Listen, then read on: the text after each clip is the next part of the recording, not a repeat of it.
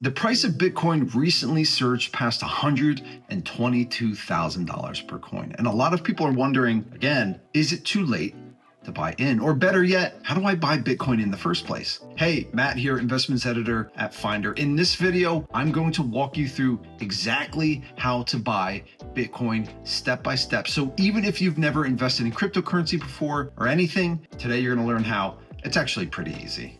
Check it out. So before buying Bitcoin, the most important decision you'll make is choosing where to buy it. Now, not all platforms are the same. Some may offer low fees, but they may have fewer trading tools, while others offer hundreds of cryptocurrencies to choose from, advanced trading tools, but it may cost a bit more. Either way, signing up for a cryptocurrency exchange it's really straightforward. It's just like signing up with an online bank or with a traditional broker. The steps may vary slightly depending on which platform you choose and how you plan to pay. Here's a table that breaks down the key features to look for when comparing crypto exchanges so you can find one that fits your needs, your comfort level, and your goals. Go ahead, pause the video, and take a few seconds to read it over. Buying Bitcoin is more accessible now than ever, with tons of platforms offering access to cryptocurrency. Some of the top US-based options include Coinbase, Crypto.com, Gemini, Uphold, Kraken, Robinhood, and Fidelity. Now, each platform offers different fees, features, and levels of security, but at Finder, we've reviewed dozens of crypto exchanges, so check out our best crypto exchange page to find the platform that fits you best. Once you've chosen a platform, the next step, of course, is to sign up. US regulated crypto exchanges are required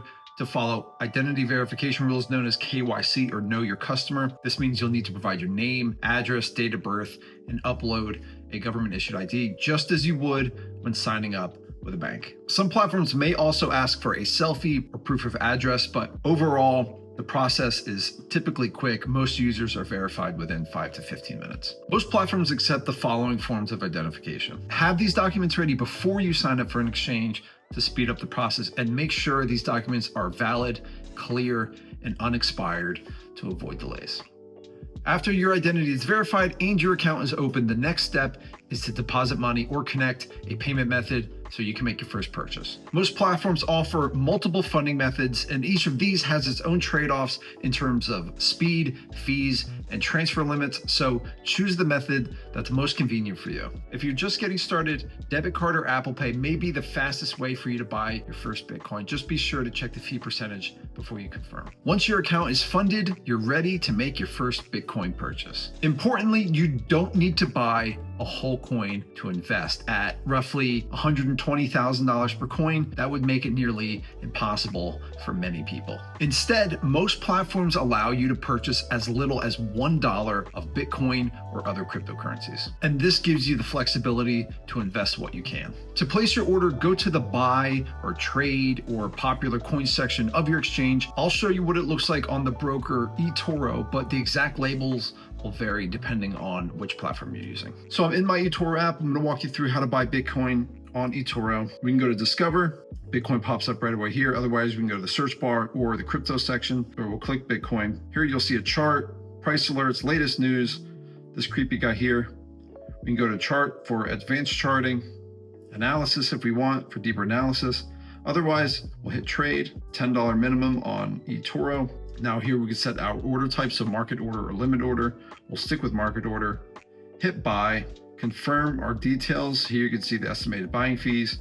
We'll hit confirm, and there you go. We have Bitcoin in our account. It's really that simple. It's just like buying stocks through your broker. So a market order is the simplest order type. It buys Bitcoin immediately at the best current market price. It's ideal for beginners who just want to make a quick purchase without worrying about price fluctuations or timing. A limit order, on the other hand, lets you set the maximum price you're willing to pay. It gives you more control, but the order might not go through if the price doesn't drop to your set level. Once you've bought Bitcoin, one of the most important decisions you'll make is where to store it. Now, that might not sound exciting, but it's critical for security. Option one is to leave it on the exchange. Most exchanges have a built-in wallet, meaning that your Bitcoin is automatically stored in your account. This is convenient, especially if you plan to trade often or sell quickly. But keep in mind, exchanges have been hacked in the past, so while many offer strong security features, they're still a main target. A step up in control is using a software wallet,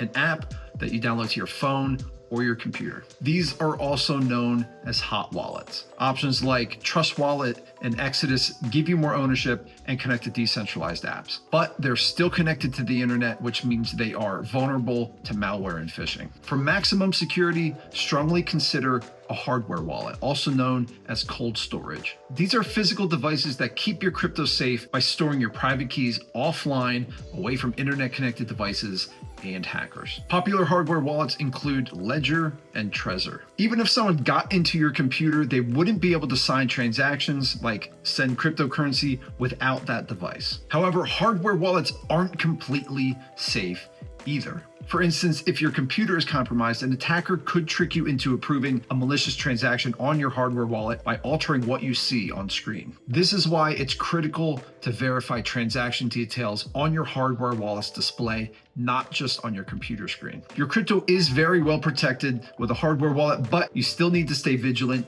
against phishing and fake wallet software. Now, if you are using a private wallet like a software or hardware wallet, you'll be given something that's called a recovery phrase. This is a list of 12 or 24 random words, and this is your master key to access your funds. Lose it and you can permanently lose access to your crypto. Share it and somebody else can take your Bitcoin. So write it down, store it offline, never upload it to the cloud, and never take a screenshot of it. Many users store the recovery phrase on a piece of paper, put it in their safe. Some even engrave it on a metal backup plate that's fire and water resistant. Seems dramatic, but there are countless stories of people losing millions of dollars in Bitcoin because they lost their recovery phrase. So which option is right for you? A good rule of thumb is that if you are only buying a small amount or you're planning to sell it soon, a trusted exchange wallet is probably fine. But if you're holding long-term or storing a larger amount, cold storage is the safest route. Whichever method you choose, always back up your recovery phrase and store it somewhere